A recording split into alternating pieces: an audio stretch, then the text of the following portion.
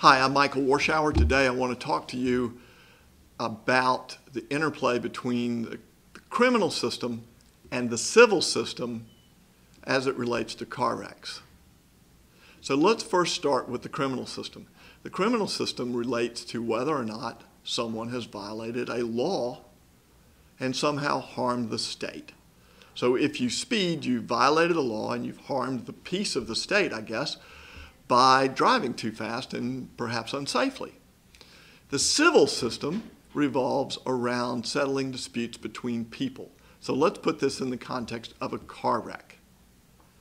Let's assume that Joe is driving and is hit by Bill.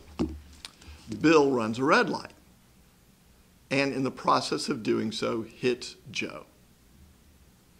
So there's two things going to happen here. One is Bill might find himself having some problems with the criminal system in that he could be charged with reckless driving, failure to yield the right of way, running a red light, perhaps speeding, maybe he didn't have his headlights on.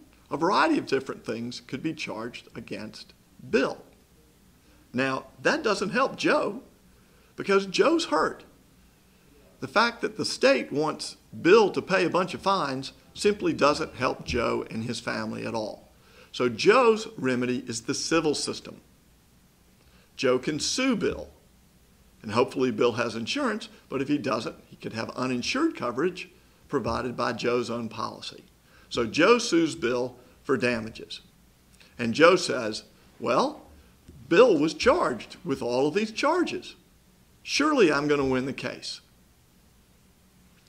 Well, let's assume that Bill goes to traffic court and he's found guilty. Well, if he's found guilty, that doesn't come into evidence in the civil case.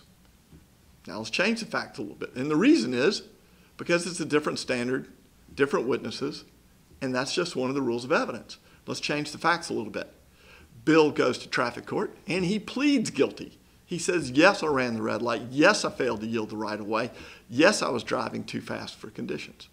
All of that can be used in Joe's civil case that he's brought against Bill to prove that Bill was careless, negligent, and that Bill owes Joe money for his damages. Now let's take a third scenario. Bill goes to traffic court and he's found innocent. Just didn't do anything wrong, the jury says. How does that affect Joe's case? Well, it doesn't. Because just as Bill's guilty verdict won't come into evidence, neither does the finding that he is innocent. The reason, again, is different standards of care, different standards of proof is what I mean, different witnesses, etc. So, the fact that Bill is found guilty or innocent doesn't affect our ability to prove Joe's case.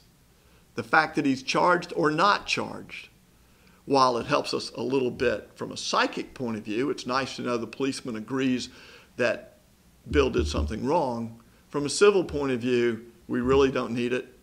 It doesn't affect our case. And so what I encourage you to do is just because the policeman chose to charge someone or chose not to charge someone is no reason for you not to call and get the advice of counsel as to whether you can and should pursue your civil case against the person that you believe caused your injuries. If you have any questions about car wrecks, we're here to help. We handle serious car wrecks. Unfortunately, we are not really set up to handle minor wrecks, but we can point you to people who are. But if it's involved in a serious wreck, whether someone's been charged with a crime or not, we're still more than happy to give you the answers you need. Give us a call. We're here to help. It's what we do. Thanks.